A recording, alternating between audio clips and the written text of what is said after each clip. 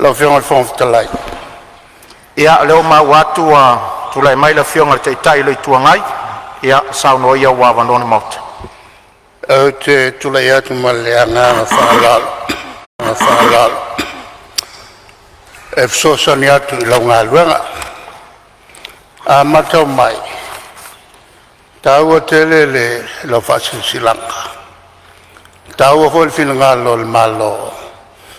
e tau ona dade tato saunanga ona lo yeil fu fuanga fi va famaya ia le tato paket le lavo tolu ia fai pule le vainga nei ala no fo male la lo lang to tele al malo le che tu la lo te lo fiong